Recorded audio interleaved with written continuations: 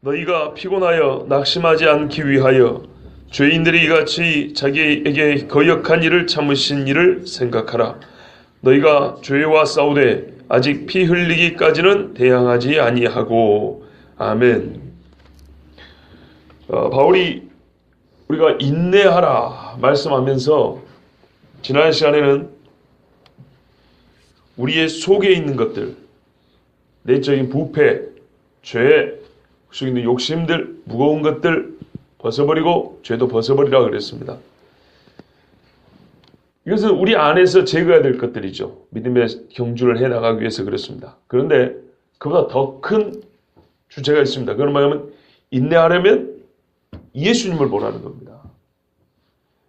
1절에 무거운 것과 얽매기 쉬운 죄를 벗어버리고 인내로서 우리 앞에 당한 경주를 경주하라. 그죠? 우리에게 있는 이 달리기 시합을 집중해서 그거 달려가라. 그랬어요. 인내가 필요하다고. 그래서 그 인내하기 위하여 뭘 봐야 되냐면 예수님을 봐야 된다고 그랬습니다. 그렇죠? 예수님을 봐야 됩니다. 자, 근데 어떤 인내인가요? 우리 속에서 자꾸 우리가 죄짓게 하고 우리 안에서 우리를 낙심하게 하고 우리를 무너뜨려 하는 속에 있는 악한 것들을 버리고, 이것도 쉬운 일이 아니거든요. 그게 자꾸 끌어당긴단 말이에요. 근데 그걸 버리고 인내하면서 이 달리기만 매진하고 가려면은 예수님이 꼭 그래 하셨던 것처럼 예수님이 세상의 모든 부귀 영화 누릴 수 있었어요. 마귀가 천하만국을 준다 그랬거든요. 사실 불가능한 얘기지만 하여튼 이런 욕심에 예수님이 인성을 가지고 있기 때문에 넘어갈 수 있었어요. 여러 가지 시험이 있었단 말이죠.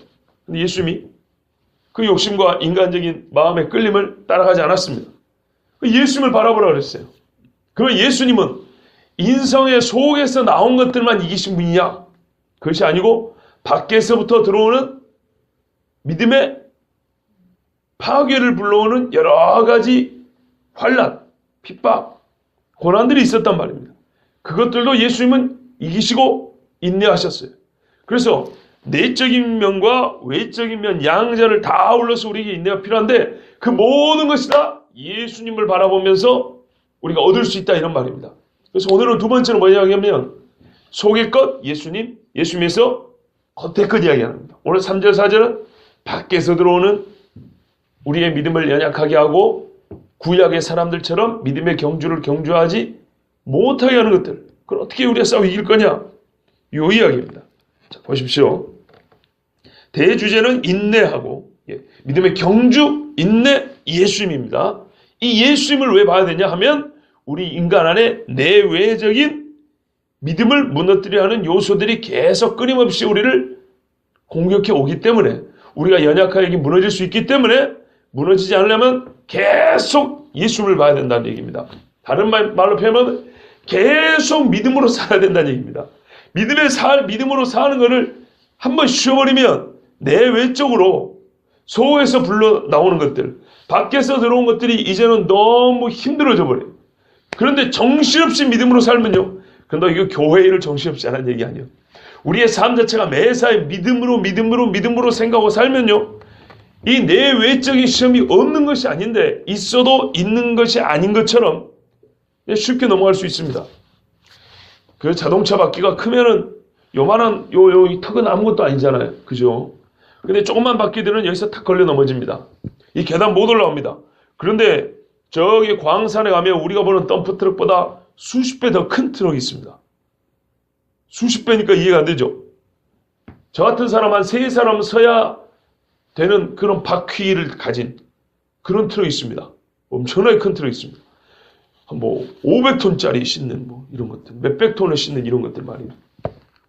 자, 이제 그런 것들은 이런 턱은 아무것도 아니란 말이에요. 그런 것처럼 신앙이 항상 믿음으로 가서 믿음이 점점 커지면 어지간한 것들은 그냥 있는 듯 없는 듯 지나간단 말입니다. 끊임없이 믿음으로 살아야 됩니다. 자, 예수님이 끊임없이 믿음으로 살았습니다. 그래서 예수님을 바라보라 그랬는데 예수님에게는 무슨 일이 있었던가 보니까요. 피곤하여 낙심하지 않게 하여 죄인들이 이같이 자기에게 거역한 일을 참으신 일을 생각하라. 예수님은요. 자기를 대적하여서 거역한 것을 참았대요. 근데 오늘 우리 본문에 재밌는 게 있어요. 이같이 그랬어요. 이처럼 이처럼 자기를 대적하고 거역한 이들이 예수님의 삶에는 가득하였는데 밖에서부터 오는 거죠. 근데 예수님이 이거를 참았답니다. 예수님은 언제부터 이런 고난을 겪으셨을까요?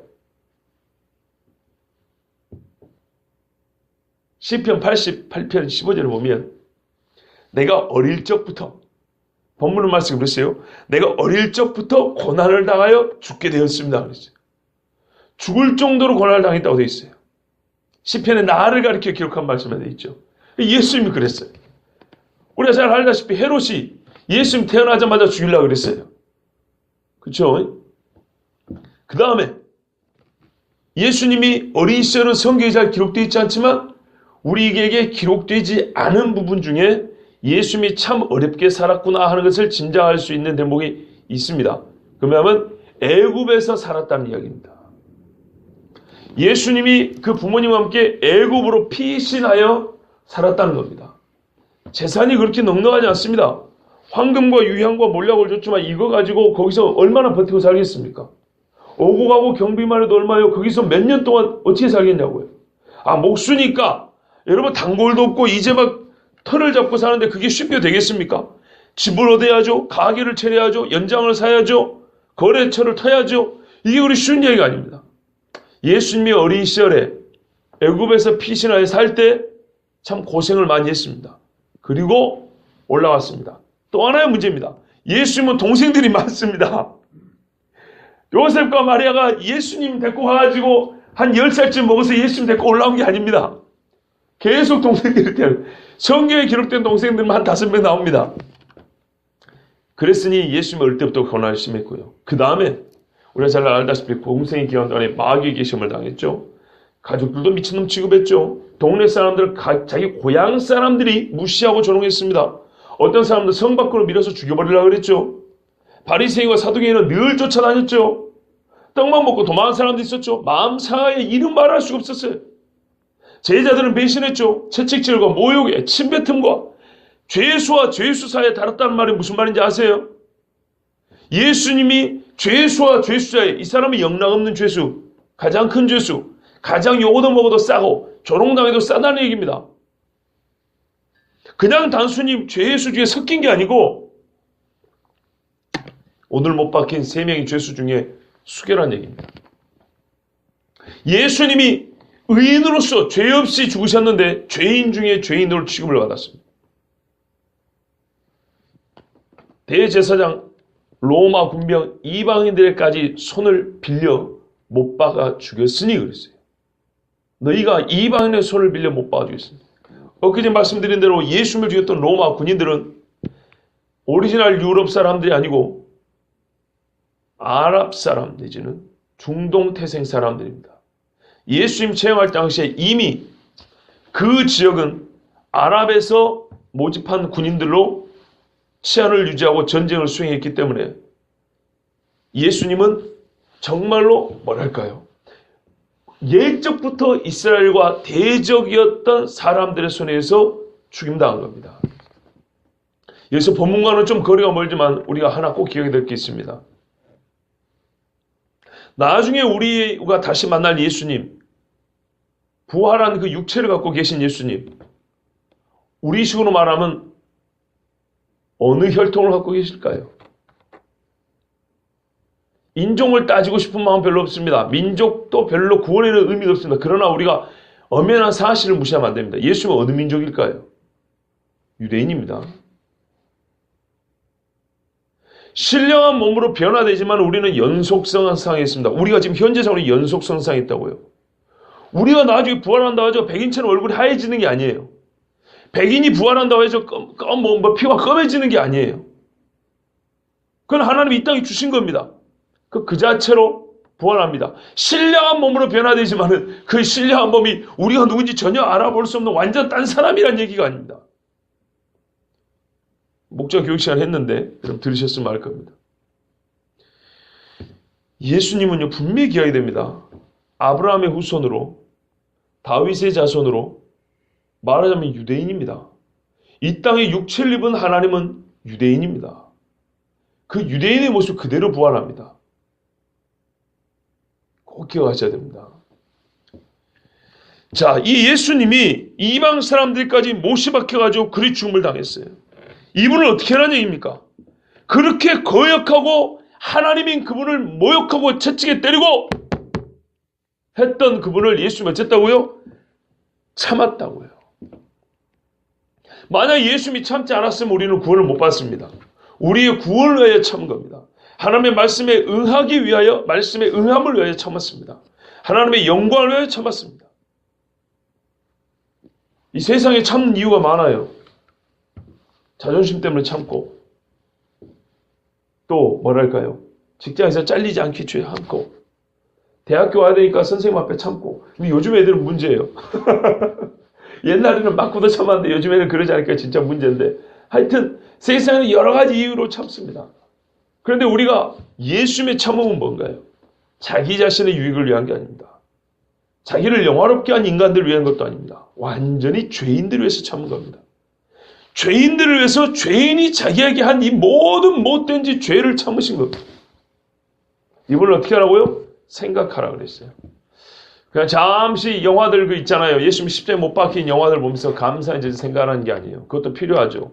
우리가 직접 보지 못하기 때문에 약간의 그런 이미지들은 필요하죠. 그러기 위해서 생각하라는 건요. 로마서 12장 6절에 너희가 생각할 분수 이상을 생각하지 말고 분수에 지나친 말을 하지 마. 이 분수에서 나온 말입니다. 무슨 말이냐면 다른 구절에 생각하라 좀 다른 의미입니다. 여기서는. 여러분 분수는 뭡니까? 적정한 비율을 따져보는 겁니다. 상황에 맞춰서 생각하는 겁니다. 제가 어린 시절에 잘못한 것 중에 하나가 있어요. 초등학교 4학년 때 이야기인데요. 숙제검사 내지는 무슨 선생님이 문제를 내줬는데 이거를 다 풀어가지고 선생님 앞에 검사를 맡는 겁니다. 검사 맡고 집에 가는 거예요. 기분 좋잖아요. 그래서 제가 먼저 검사를 맡고 오케이가 왔어요. 그리고 한 친구가 선생님한테 검사를 맡고 오케이가 왔어요. 기분 좋잖아요. 기분 좋다고 제가 가방 챙겼는데 엉덩이를 살짝 때려왔어요. 순전히 장난으로 그런 거예요. 별로 아프지도 않았어요. 근데 제가 생각해 볼 때 제가 가장 못된 성질을 부렸을 때 몇 손가락 안에 드는 사건 중에 하나 그거예요. 왜 때리냐고 하면서 그 친구가 싸웠어요.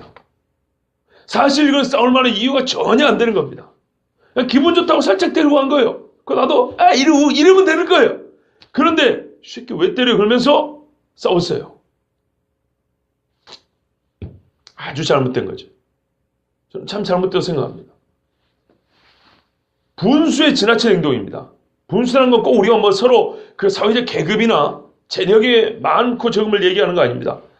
주어진 상황에 지나친 것을 분수에 지나친다. 분수에 도를 넘는다 이러잖아요. 마찬가지입니다. 예수님에 대하여 우리는 가만 보면 도에 넘치는 게 아니고 모자라게 생각합니다. 예수님에 대해서 생각하라는 얘기는 예수님의 일생이 복음서에 가장 잘 기록이 되어 있잖아요. 그러니까 우리 신앙생활도 잘못된 게 많아요. 제가 누차 말씀드리죠. 복음서를 빼고 로마서부터 본다. 바보 같은 짓이라고요. 복음서에 엄연히 사실로서 기록된 예수님의 생애가 그의 태어남과 죽으심이 부활과 승천이 있어야 그 삶과 가르침에 대한 해석으로서 로마서가 있는 거죠. 이 사실 액면 그대로의 사건을 모르는데 해석을 가르쳐주고 깊이 있는 설명이 무슨 필요하냐 이 말입니다. 창세기 1장부터 신약부터 본다. 아니 왜 예수님이 필요한지를 알아야 될 거 아닙니까? 도대체 무슨 일이 있었길래 저기 2000년 전에 유대 땅에서 태어난 그 목수의 아들이 나의 구주란 얘기냐 이 말이죠. 그것이 바로 오늘 말씀에 생각하랍니다. 무슨 일이 있었는지 왜 일어났는지 생각하는 겁니다. 그러니까 다르게 표현하면요.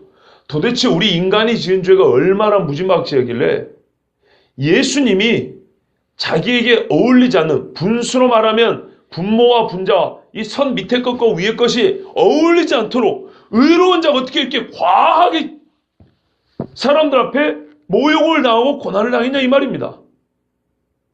여러분 수학의 분수 아시죠? 선 하나 놓고 밑에 분모, 분자 그럽니다. 밑에 게 작고 위에 게 크면 가분수라고 합니다. 보통 머리가 이만한 큰 사람은 가분수라고 놀리잖아요. 몸은 조그만한데 머리 크다고. 분수에 선이 있는데 밑에 분모는 5인데 위에가 10, 20 갈수록 커져요. 어울리지 않죠? 그럼 어울리지 않다고 나눠 가지고 있다가 1 이렇게 빼고 2 빼고 몇 배냐를 뺍니다. 이게 우리가 초등학교 고학년쯤 올라가면 배우는 분수입니다. 제가 비유를 하자면 그렇다는 겁니다. 오늘 말씀이 거기서 나온 이야기니까요. 예수님을 생각해 보면 예수님의 행한 일은 이런 모욕을 받기에 어울리지 않아요. 예수님은 채찍을 맞을 일을 한 적이 없고, 예수님은 침뱉음을 받을 일이 없고, 예수님은 사람들 앞에 죽임을 당할 일이 없어요. 예수님은 악을 행한 게 없다고요. 빵이라고요. 아무것도 없어요. 근데 예수님에게 주어진 고난은, 밖으로부터 고난과 모욕은 세상의 가장 악한 사람에게 주어질 고난, 채찍, 모욕, 징벌이 예수님에게 주어졌다고요. 분수에 지나치다고요. 예수님에게 주어진 고난은 분수에 지나치다고요. 그러면 이 말을 우리가 바꿔 생각해 봐야 돼요. 왜 예수님이 본인이 한 일에 지나친, 전혀 어울리지 않는 이 분수에 과하게 지나친 이 징벌을 왜 받았냐 이 말이에요. 이거를 꼭 거꾸로 뒤져보면 우리는 우리가 생각하는 것보다 우리 스스로는 괜찮다고 생각하지만 우리는 내가 나 자신을 생각하는 것보다 어떻게 해요? 훨씬 악하다는 얘기예요. 우리는 분수에 지나치게 우리를 선하게 생각해요. 분수에 지나치게 나 정도는 괜찮다고 생각해요. 그렇지 않아요. 뒤집어 봐야 돼요. 예수님이 전혀 어울리지 않는 분수에 지나치게 징벌을 받았단 말은 거꾸로 우리는 분수에 지나치게 지금 평안한 거라고요. 그가 채찍에 맞음으로 우리가 나음을 입은 거라고요. 원래 우리가 채찍에 맞고 예수님이 나음을 했는데 이게 뒤집어졌다 이 말입니다. 꼭 그만큼. 그거를 생각할 때 그 분수에 맞춰서 적절한 비중과 관계를 염두에 두고 깊이 생각할 때, 오늘 우리 본문에 빠진 게 원래 깊이가 빠졌어요, 번역이. 원래는 깊이 생각하래요. 깊이 생각할 때, 우리가 큰 은혜를 받았구나 뿐만 아니라 그 은혜의 감격이 인내하게 한다고요. 예수님이 당하신 그 고난이 원래 나에게 주어졌다는 걸 생각하면 지금 내가 당하는 고난은 아무것도 아니라고, 분수에 지나친 게 아니라 분수에 못 미치는 거라고 우리가 당하는 것은. 그렇게 견딜 수 있다 이런 말입니다. 저 역시도 마찬가지입니다. 예수 안 믿는 사람들에게 욕을 얻어먹는 것은 이해가 돼요. 근데 같은 예수 믿는 사람들에게 욕을 얻어먹거나 오해를 살 때는 제일 힘듭니다. 정말 힘들어요. 여러분도 그런 일이 많이 있을 겁니다. 예수 믿는 친족들끼리, 친구들끼리 만났는데 신앙관이 너무 달라요. 자는 믿는 건지 안 믿는 건지 잘 모르겠어요. 그러면서 믿는 나를 또는 믿는 같은 교인들 욕한다고. 나도 교회 다니지만 이런 식으로 해가지고 꼭 교회를 막 찌른단 말이에요. 안 믿는 사람들이 욕하는 것보다 더 기분이 안 좋고 힘이 빠집니다. 예수님은 자기 민족들이 찌르고 채찍에 맞게 던져주고, 로마 군병이 때렸죠. 던져주고 그리고 못 박아 죽였습니다. 예수님이 이걸 참으셨습니다. 우리 때문에 참은 거예요. 그 예수님을 깊이 생각하라 그랬습니다. 깊이 생각하면 어떻게 된다고요? 너희가 피곤하여 낙심하지 않기 위하여. 우리가 피곤하고 낙심하지 않을 수 있단 말입니다. 피곤하단 말을 잠을 못 자는 정도로 생각하시면 곤란합니다. 오늘 본문이 말하는 피곤은 매우 강한 표현입니다. 말하자면 우리가 보통 피곤으로 생각하자면 피곤이 너무 심해가지고 못 일어나는 경우 있죠. 알람 듣고도 못 일어나요. 힘이 완전히 빠져서 우리가 막 탈진이라 그러죠. 지쳐가지고 못 일어나죠. 이런 지경을 말하는 겁니다. 낙심하는 거 믿는 도끼에 발등 찍힌다고 제대로 찍혀가지고 도대체 세상 모든 사람 못 믿겠다. 이런 경우 있죠. 이 정도보다 더 심한 걸 얘기합니다. 그러니까 예수 믿는 사람들이 밖에서 오는 고난이 너무 심하면, 우리말로 하면 건강이 너무 악화되어 버렸다거나 10년을 기도했는데 하나님이 이만큼의 차도도 안 준다거나 돈이 없어가지고 쫄쫄 타는 심령으로 한 20년을 살았어요. 근데 하나님이 전혀 안 풀어준다거나 이러면 어떻게 되죠? 기도할 힘을 잃어버립니다. 동의를 하시는 건지 아니면 전혀 안 그렇다는 얘기인지, 갑자기 여러분 얼굴 다 굳어버린 걸 보고 제가 지금 상당히 당황스러운데요. 너무 실제를 정확하게 말했는가요? 우리 인간의 삶이 그렇습니다. 그래서요, 너무 낙심하면 어떻게 해요? 하늘에서 돈다발 떨어도 그냥 그런가 보다 멍하게 있습니다, 사람이. 죽은 사람이 벌떡벌떡 일어나도 다른 사람들은 기절할 정도인데 이 사람은 그냥 눈이 이게 풀려가지고 그렇지 뭐 그러든지 말든지 이렇게 돼버립니다. 마음에 낙심이 되면 그렇게 돼요. 저도 우리 집에 참 지금 생각해보면 우습죠. 그렇게 힘든 건 아닌데 아버지가 그랬단 말이에요. 장가 보낼 돈이 없다 그랬어요. 반 칸도 얻어줄 수 없다 그랬어요. 그리고 집이 도산 위기다고 딱 여기까지 차서 이제는 숨을 쉬어 죽겠다 한 적이 10년 전입니다. 정확히 10년 전입니다. 그때 제가 죽어버리려고 그랬습니다. 거짓말 같죠? 여러분 제가 꼭 여기서 설교할 때 강의 말이 꼭 거짓말은 진짜입니다. 근데 믿는 사람이라 자살은 못하고 아무데나 가다가 차가 박아 쳐 죽여버렸으면 좋겠다고 아무렇게나 걸어다녔어요. 그때 전도사 사역 하는 중인데 진짜입니다. 와서 딱 쳐서 죽어버렸으면 좋겠다. 그러고 몇 달을 댕겼어요. 근데 이상이 안 치더라고요. 나는 그냥 되져도 좋다고 생각하고 아무렇게나 했는데 안 치더라고요. 그리고 그때쯤에 교회에서 성가 지휘하는 그 노천의 여자 집사님이 있었어요. 근데 이 집사님이 참 저를 이쁘게 봐가지고 참 이 총각 전도사님 저한테 좋은 말을 잘해줬어요. 근데 그분한테 제가 예전에 말씀드렸잖아요. 그날도 어느 주일 한번 좋은 칭찬을 해줬는데 그냥 살짝 웃고 말 것이지. 기분이 별로 아니면 그러고 말 것이지. 당돌하고도 무리하게 씨는 뭐라면 집사님 저 그런 이야기 하나도 안 기쁩니다. 안 좋습니다. 그런 칭찬을 하지 마세요 그랬다고. 얼마나 칭찬한 사람 무안하고 기분이 안 좋습니까? 그죠? 왜 그럽니까? 낙심이 되니까요. 부모 시절부터 예수를 어떻게 믿어왔고 내가 옛날에 교도소에 갈 위기에 처하기까지 하나님을 위해서 산다고 우리 집안이 이렇게 지금 몇십 년을 애를 써 사는데 세상에 집이 넘어가게 생겼다니까요. 모든 재산이 다 넘어가게 생겼대. 딱 그 직전에 나오고요. 너무 낙심이 되니까 하나님이 우리 집에 도대체 신경을 써주는 거냐 안 써주는 거냐. 말은 안 하지만 마음이 너무 힘들어요.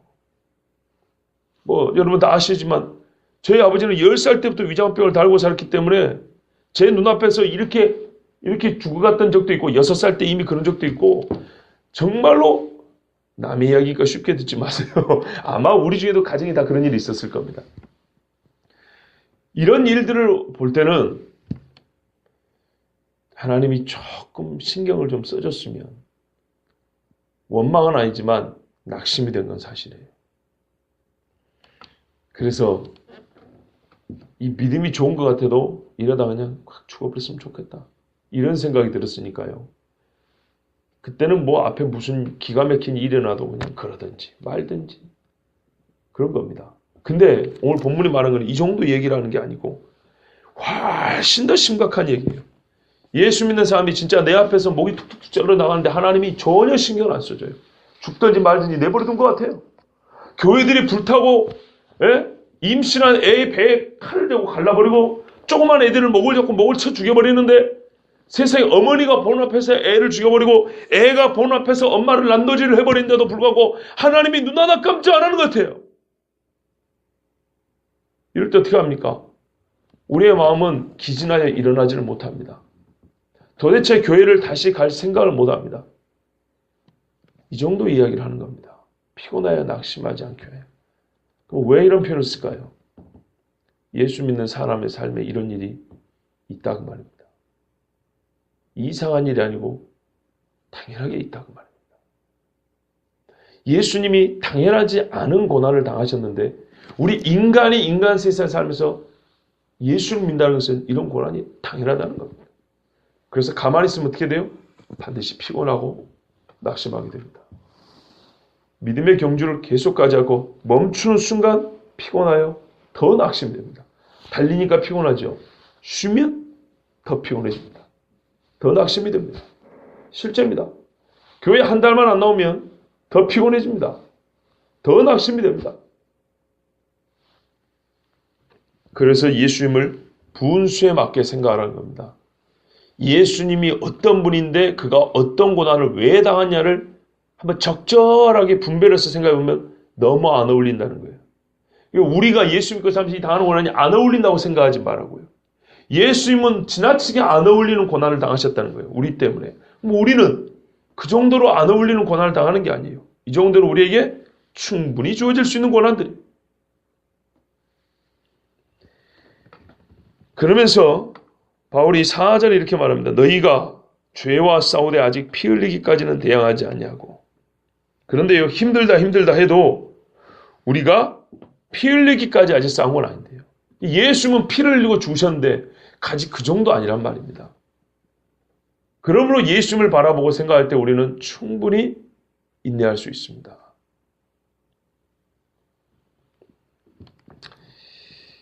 예레미야 12장 5절에 네가 보행자와 경주하여도 피곤하면 요단의 창이람 중에는 어찌하겠느냐. 그 전에 말과 어떻게 경주하겠으며 평안한 땅에서는 안일하거니와 요단의 창이람 중에는 어찌하겠느냐. 이런 말씀이 있습니다. 근데 이 앞에 어떤 말씀이냐면 예레미야가 아나도 출신인데 베냐민 지파 아나돗이라는 지방의 동네 고향 사람들이 예레미야를 죽이려고 음모를 꾸미고 있었습니다. 성경에 나온 이야기입니다. 예레미야 11장 12장에. 그러니까 하나님께서 나중에 그 아나돗 사람은 내가 처벌한다 그랬어요. 근데 여기에 예레미야가 너무 낙심을 한 거예요. 고향 사람들이 예레미야를 죽이겠다 그런 거예요. 예수님의 예표를 볼 수 있는 거죠. 예레미야가 이 소식을 듣고 정말 죽고 싶은 거죠. 걔들이 나를 죽이기 전에 차라리 내가 죽고 말까 얼마나 마음이 낙심이 되는죠. 그런데 예수님이 그걸 보고 하나님이 그걸 보고 뭐라 한다고요? 네가 기껏해야 지금 보행자 같이 걷는 사람과 경주하는 중이라 그런 거예요. 이 정도를. 고향 사람이 죽이겠다고 지금 꾀를 내갖고 죽이려고 하는데 이거를 가지고 뭐라면 지금 보행자하고 경주하는 중이라 그랬어요. 말하고 경주를 해야 된대 앞으로. 말하고 사람이. 예? 지금 편한 땅을 걷고 있는 중이래요. 안일한 중에서는 무사하려니와 요단강이 이제 댐이 터져갖고 뒤에서 물이 샥 달리면 물보다 빨리 달려야 된다는 거예요. 그때는 어찌 하렸느냐. 말하자면 예수 믿는 사람은 어찌 한다고요? 말하고 달려도 이기야 되고 요단강이 창일에서 넘쳐 물이 쏟아져도 그보다 빨리 달릴 수 있는 그런 사람이 한다는 겁니다. 그럴 수 있다는 얘기입니다. 실제로. 제일 이상한 표정을 지금 못 지자는 거예요. 이럴 때. 당연한 이야기지. 실제로 순교자들이 그러고 살지 않았습니까? 말하고 달려도 이길 수 있고 요단강이 넘쳐도 그보다 빨리 달릴 수 있어야 되는 게 예수 믿는 사람이고 그럴 수 있다 그랬습니다. 그렇기 때문에 지금 예레미야가 당하는 고난 정도는 낙심할 정도가 아니고 우리가 지금 예수 믿고 좀 힘든 것은 낙심하고 피곤할 정도가 전혀 아닙니다. 분명한 사실입니다. 우리가 어디까지 가야 되냐면 말하고 경주에 이겨야 되고 요단강보다 빨리 달려야죠. 이것이 본문으로 말하면 피 흘리기까지입니다. 이 본문은 두 가지 뜻을 담고 있습니다. 우리의 현재 상태입니다. 힘들다 하지만 피 흘리기까지는 아니지 않냐 이 말이죠. 두 번째는 피 흘리기까지 가야 한다는 얘기입니다. 예수 믿는 사람의 인내는 피 흘리는 것도 말하고 경주하는 것처럼 이겨야 된다는 겁니다. 이게 당연하다는 거예요. 피 흘리기까지 가는 것도 당연하다는 거예요. 그런데 지금 별것도 아닌 것 같고 마치 피나 흘리는 것처럼 피 흘리는 것도 이겨야 되는데 피를 흘리지도 않으면서 피나 흘리는 것처럼 낑낑대고 있으니까 바울이 한다는 소리가 야 내가 인내하라고 내가 격려를 해주는데 실상을 말하노니 너희가 지금 힘들다고 하는 것은 피 흘리는 것도 아니야. 뭐 피나 흘리면서 피 흘리는 척을 해야지. 그런데 사실은 말이지 예수님을 깊이 생각하면 피 흘리는 것도 넉넉히 이길 수 있어. 지금 바울이 이렇게 말하는 거예요. 여러분 사도행전 21장 13절에 바울이 예루살렘으로 가고 있습니다. 한번 찾아볼까요 여러분? 바울이 예루살렘을 가면서 뭐라고 각오라고 하는지 이렇게 말하고 자기는 안 그랬냐 이렇게 말하고 그랬고요. 또 그랬기 때문에 이렇게 말했어요. 21장 13절을 보겠습니다. 우리가 잘 아는 나의 달려갈 길과 이거 말고 주 예수의 은혜의 복음을 전한 일에 나의 목숨을 조금도 귀한 것을 여기지 아니하노니 이 잘하는 말씀 외에 또 있습니다. 제가 읽겠습니다. 바울이 대답하되 여러분이 어찌하여 울어 내 마음을 상하게 하느냐. 나는 주 예수의 이름을 위하여 결박당할 뿐 아니라 예루살렘에서 죽을 것도 각오하였노라 하니. 아멘. 이게 바울의 심정입니다. 죽을 것도 각오하고 피 흘리기까지 그랬습니다. 피 흘리기까지 각오한 것이 신자의 마땅한 마음가짐이라는 말씀입니다. 그런데 오늘 말씀에 참 재밌는 게 하나 있습니다. 뭐냐면 죄와 싸우되 그랬습니다. 지금 우리 경주 이야기 했지 않습니까? 근데 갑자기 싸움이라는 전투 상황으로 바뀌었습니다. 그렇죠? 경주 이야기에다가 전투, 우리가 이제 더 익숙한 전투 상황으로 바뀌었습니다. 근데 뭐와 싸우냐 했더니 죄와 싸운대요. 죄는 비인격적인 개념입니다. 그런데 죄를 인격적으로 표현을 했습니다. 모든 죄가 있는 곳에는요, 죄만 있는 것이 아니고 죄인이 있습니다. 악이 있는 곳에는 악이 있는 것이 아니고 악인이 있습니다. 내 면에서 나오든지 밖에서 들어오든지 인격적 존재에 의해서 우리는 시험을 당하고 고난을 당합니다. 그런데 이 시험거리들은 대개 죄와 묶여져 있습니다. 내 안에서 죄가 짐이 되죠. 밖에서도 어떻게 해요? 핍박이 들어오는데 그 핍박 자체가 죄이면서도 동시에 그 핍박은 우리로 하여금 뭐래요? 예수를 부정하고 같이 죄 지으면 봐주겠다는 그런 핍박들입니다. 항상 죄와 결부가 되어 있습니다. 그래서 예수 이름으로 인내한다는 것은 죄와 싸운다는 것이고 내가 됐든 그대가 됐든 죄인과 싸운다는 의미입니다. 그런데 이 죄와 싸울 때는 반드시 죽음까지 각오해야 된다고 말씀하고 우리가 아직 죽기까지 싸움을 싸우지 않아서 대항하지 아니했다. 아직 그 정도로 우리가 심각한 싸움을 싸우고 있지는 않다는 겁니다. 그러니까는 히브리인들에게 아직 한마디로 하면 순교는 없었다는 말입니다. 그러나 곧 올 것이기 때문에 바울이 지금 피 흘리기까지 대항하라는 뜻으로 속에 이제 그런 뜻을 담아서 이런 말씀합니다.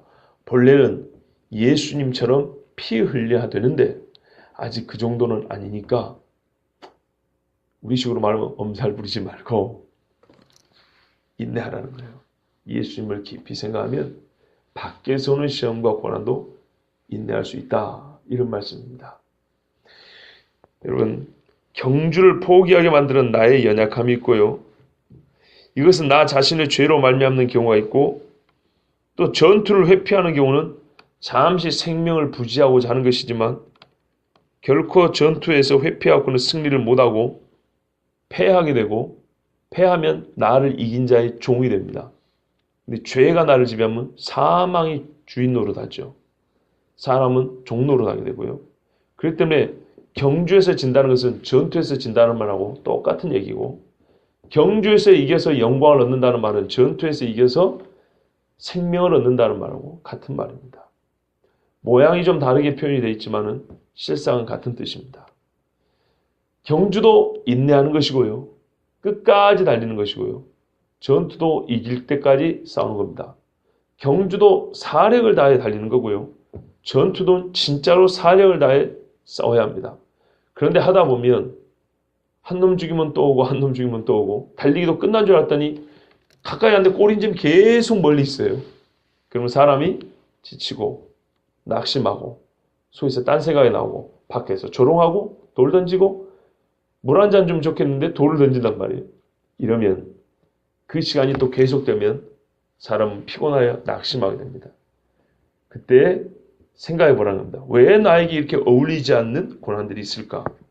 근데 예수님은 훨씬 더 어울리지 않는 고난을 겪으신 분이기 때문에 우리의 믿음의 주요 그랬잖아요. 그 주님이 자기에게 어울리지 않는 고난을 이겨나가신 것을 우리가 분수에 맞춰서 한번 생각해 보면 분수에 맞지 않는 고난을 당했다는 결론이 나온단 말이에요. 그러면 우리는 아직 그 정도로 분수에 맞지 않는 고난을 당한 건 아니니 충분히 인내할 수 있다고 바울을 통해서 하나님이 말씀해 주십니다. 우리 예수 믿으면서 아직 우리는 피 흘리기까지도 아니고요. 한참 이런 고난에 비할 정도 아니죠. 우리는 지금 평안한 중입니다. 진짜 평안한 중입니다. 언제 어떤 일이 닥칠지는 모르지만 현재로서는 평안합니다. 이 정도면 진짜 평안한 거죠. 그때 우리가 해야 할 일은 지금 이때 평안할 때 경건의 연습을 부지런히 하는 겁니다. 경건의 연습을 평안할 때 해놓지 않으면 진짜 요단강이 창일할 때는 못 갑니다. 예레미야 말씀도 그것입니다. 지금 보행자가 경주하고 있다 그랬죠. 예, 보행자가 옆에 있을 때 경주할 줄 모르는 사람은 말이 있어도 달릴 줄은 모릅니다. 말하고 이제 경주를 해본 사람은 강물이 막 뒤에 쏟아져도 그때도 달릴 수 있습니다. 근데 보행자가 옆에 있을 때부터 달릴 줄도 모르고 경주할 줄도 모르고 천천히 가다 잠이나자 하고 이러면은 말, 요단강 어떤 것도 못 이깁니다. 평안함 중에 기도하고 평안함 중에 깨어 있어서 피 흘리기까지 싸워 이기는 저와 여러분 되길 바랍니다. 기도하겠습니다.